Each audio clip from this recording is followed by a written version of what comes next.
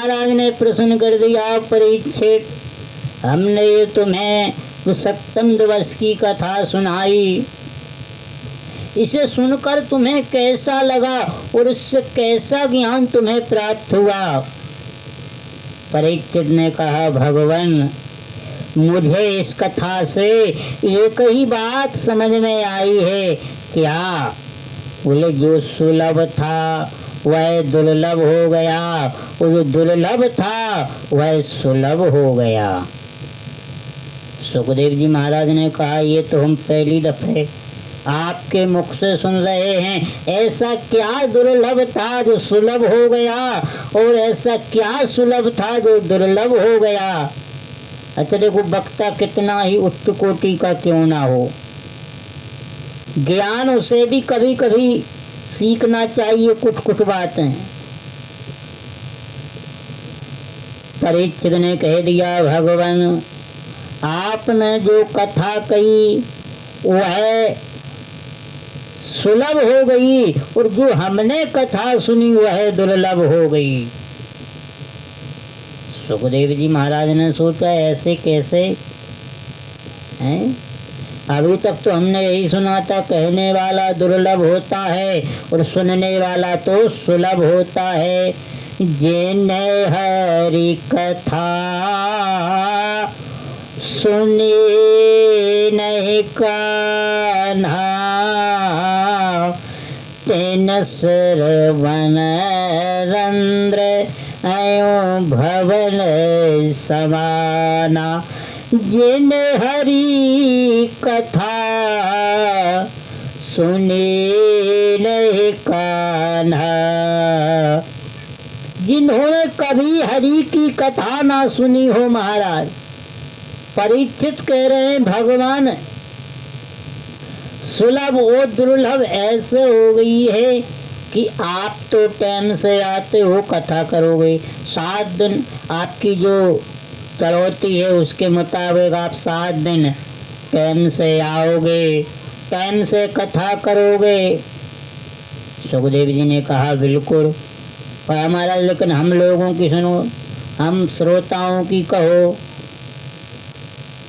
7 दिन तक कोई कथा सुनने आता ही नहीं। और मान लो जैसे तैसे आ भी जाएं तो टाइम से नहीं आते। कभी दिन कोई दिन लेट होंगे, कोई दिन जल्दी आ जाएंगे, जल्दी चले जाएंगे। तो सुखदेव जी ने कहा, इसमें क्या दुर्लभ हो गया? बोले, भगवान इसमें एक और दुर्लभ हो गया। अगर मान लो कोई व्यक्ति 7 दिन लगातार कथा सुनने आता है, टाइम से आता है, लेकिन फिर भी कथा में मन नहीं लगता, मन जहाँ वहाँ चला जाता है। आप तो कह रहे हो, भले ही आपका मन कहीं हो, लेकिन मुख से कथा तो सुनाई दे रही है। यही सुलभ है, वो हम जो सुन रहे हैं यही दुर्लभ है, क्योंकि कथा सुनना हर किसी के बस की बात नहीं है। जिने हरि कथा सुने नहीं कान्हा, तेन श्रवण रंध्र अयो भवन समाना। बोले, जिन्होंने कभी कथा सुनी ना हो उनके कान कैसे हैं? बोले, जो सर्प होता है, सर्प का बिल के समान है। महाराज, जिनके हृदय भगति नहीं आनी। अंगद जी रावण के दरबार में पहुंचे और रावण से कहा, रे रावण, तेरे राज्य में जितने प्राणी हैं तुझे मालूम है वो जिंदा है कि मुर्दा है? रावण बोला, अभी हमने पता नहीं किया। अंगद जी बोले, हमें पता है। क्या है? बोले, मुर्दा है। क्यों? बोले, जिनके हृदय भगति नहीं आनी, सो जीवत सम समान देह प्राणी। बोले, जिनके हृदय में भक्ति ना हो वह व्यक्ति मुर्दे के समान है। वो भगवान ने हमें दो चीज दी, क्या? बोले दिल और दिमाग।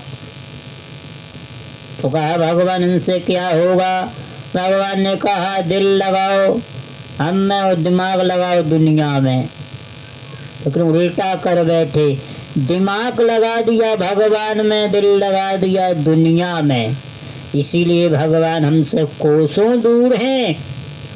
और जिस दिन ये दिमाग दुनिया में लग जाएगा, दिल भगवान में लग जाएगा, उस दिन भगवान हमारे पास आ जाएंगे। सुखदेव जी ने कहा राजा परीक्षित, आज मुझे मालूम हो गया कि जो कथा मैंने कही वह क्यों सुलभ है और सुनने वाला क्यों दुर्लभ है। बोले ये कथा तो देवताओं तलक को भी सुनने को नहीं मिलती महाराज, लेकिन ये हमें प्राप्त हो रही है। तो बोले एक बार भगवान विष्णु से नारद जी ने पूछा, भगवान सबसे सुंदर और सबसे सरल क्या है? भगवान ने कहा सुलभम भगवन नाम चाह जीवा बरसतनी। बोले सबसे सुलभ है भगवान का नाम, सुलभम भगवन नाम चाह जीवा वशवर्तनी। जीवा आपके वश में है, चाहे जैसे अपना लो। फिर भी हम ये काम नहीं करते हैं। सुखदेव जी ने कहा भले ही मेरे पिताश्री ने इस कथा को रचा। भगवान वेद व्यास जी ने सुखदेव जी को ये कथा पढ़ाई, लेकिन सुखदेव जी ने कहा भले ही इस कथा को मैंने आपको सुनाई हो, लेकिन सच्चा ज्ञान तो आज आपने अर्जित किया। वो परीक्षित ने 7 दिवस का ज्ञान प्राप्त किया। परीक्षित चाहते तो एक से एक वैद हकीम चाहे किसी को बुला सकते थे। मरने से व्यक्ति बचने के लिए कुछ भी करता है, लेकिन सुखदेव जी महाराज कहते हैं कि परीक्षित तुम धन्य हो, जब तुम्हें ये मृत्यु का श्राप लगा तो तुमने सबसे पहले ज्ञान को अपनाया कि ऐसा कोई ज्ञान हो कि जो 7 दिन में मेरा उद्धार कर दे। तो आज तुमने ये हरि कथा सुनी जो तुम्हें मोक्ष प्रदान करेगी। परीक्षित ने कहा भगवान ये कथा नहीं, ये हमारे लिए अमृत है, अमृत है, जो आज हमें इस जीवन से सबसे बड़ा पद का जो बहुमूल्य होता है वह हमें प्राप्त हो गया है। सुखदेव जी ने कहा धन्य हो राजन, अगर ऐसा श्रोता कहीं हमें कथा सुनाने को मिल जाए तो मैं कहता हूँ 7 नहीं, मैं तो 7 वर्षों तक कथा कहता रहूं। जहाँ कोई मन से कथा सुने तो कहने वाले का मन लगता है। एक सज्जन से बड़े संपन्न व्यक्ति किसी के यहाँ कथा में जाते ही नहीं थे। एक दिन उनकी पत्नी ने कहा तुम दिन भर घर में रहते हो, कथा सुनने जाओ। जबरदस्ती भेज दिया। अब कथा सुनने गए तो लोगों ने देखा कोई पहली बार संपन्न व्यक्ति कथा में आया है, तो कहा आइए बैठिए। अब कथा होने के पहले ये सो गया।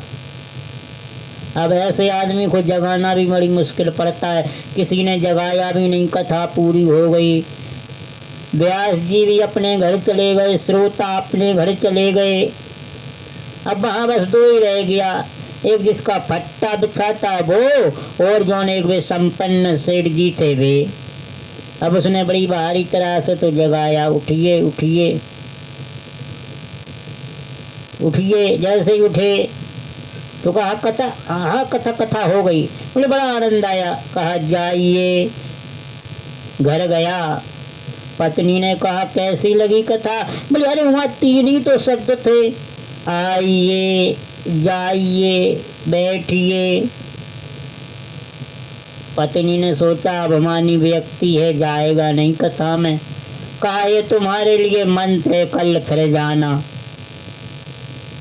कमरे में गया, नींद ना आवे, वहां सो करके आया। यहाँ कहाँ नींद आने वाली। पूरे कमरे में टहल गए। वो थोड़ी देर में उसे याद आया, पत्नी बोल रही थी ये तुम्हारे लिए मंत्र है। अब पूरे कमरे में फिर गए, लाइट बंद कर दी। अब उसी मंत्र को गुनगुनावे, आइए, बैठिए, जाइए, आइए, बैठिए, जाइए। ऐसे ही कर रहे, यहाँ से हुआ, यहाँ से हुआ, वो मुख से ही निकल गए, आइए, बैठिए, जाइए। अब भाग की बात देखो, घर में घुसा चोर। ये बोला आइए। चोर ने सोचा शायद इसने देख लिया। चोर भागा तो ये बोला बैठिए। चोर ने सोचा लगता है पहचान गया, अब तो भागना चाहिए। ये बोला भागिए। चोर ने सोचा पकड़वा देगा कर लिए। चोर भागा और इसके चरणों में गिर गया। जितना जो धन था, पैसे थे, सारे इसके आगे डाल दिए। महाराज बचा लीजिए, बचा लीजिए। अब ये घबराया, मंत्र इतनी जल्दी सिद्ध हो गए। लाइट खोली तो देखा एक व्यक्ति हाथ जोड़े, पैसे लिए, इसके चरणों में खड़ा। सेठ जी ने कहा कौन हो भाई तुम? बोला आप तो सब जानते हो, अब काय को हमारा मुंह खुलवा रहे हो? पत्नी को जगाया, बोला देखो तुम्हारा मंत्र बड़ी जल्दी सिद्ध हो गया। हम तो जानते थे महीना 2 महीना सालों लगेंगी, इसमें तो पल भर में ही काम हो गया। पत्नी बोली अरे ये मंत्र नहीं है। पत्नी ने सारी बात विस्तार से बताई कि तुम कथा में गए और वहां से अभिमान के 3 शब्द लेकर के आ गए और चोर तुम्हारे शरणागति हो गया। अगर सोचो सच्चे मन से कथा के शब्दों को ग्रहण कर लोगे तो ये दुनिया तुम्हारे बस में हो जाएगी। इससे मतलब नहीं है कि कौन अच्छी है कौन बुरा है। कथा को मन से सुननी चाहिए। एक बार राम जी ने हनुमान जी से कहा तुम दिन भर यहाँ अवध में रहते हो, यहाँ वहाँ ऊधम करते हो, तुम एक काम क्यों नहीं करते, राम कथा सुनने चले जाओ। हनुमान जी बोले भगवान का राम कथा सुननी, अपन अपन ने तो संग कथा करी है, उसमें कथा में क्या होगा, यही सुनाएंगे। हनुमान जी वहां गए, राम जी ने इसको मारा, जब हमने रियल आंख से देखा तो सुनना क्या। राम जी ने कहा ऐसी बात नहीं, कथा में जाओ तो कुछ ना कुछ मिलता जरूर है। अब राम जी की आज्ञा हनुमान जी टाल नहीं सकते, तो कहा एक काम करो भगवान आप ही बता दो कहाँ जाऊं। राम जी ने कहा यहाँ से चले जाओ, नीलगिरी पर्वत है। अच्छा महाराज हाँ। वहां पर काग वसुंड जी गरुण जी को कथा सुना रहे हैं, तुम भी वहां जाकर कथा सुनना। अब हनुमान जी गए तो देखा वहां तो बूढ़े बूढ़े पक्षी बैठे, वृद्ध वृद्ध बेहंग आए, सुनी राम के चरित सुहाए, सुनी राम के चरित सुहाए। हनुमान जी ने सोचा इन वृद्धों जानवरों के बीच में कहाँ बैठूं। हनुमान जी थोड़ा दूर जाकर बैठ गए। अब को काग वसुंड जी कथा कर रहे थे। कथा कीन्हे आरंभा। जैसे ही कथा शुरू करने लगे तो कथा शुरू हुई कि अब उस दिन प्रसंग चल रहा था सुंदर कांड का। कहा घुसुंड जी बोले देखो आज प्रसंग है सुंदर कांड का और इसमें सुनाएंगे हनुमान जी ने लंका जलाई। अब हनुमान जी तो बगल में बैठे ही थे। कहा घुसुंड जी ने कहा देखो हनुमान जी लंका में गए, राक्षसों ने पकड़ लिया, पूंछ में आग लगा दी, हनुमान जी ने लंका जला दी। पूंछ बुझा कर बजा गए।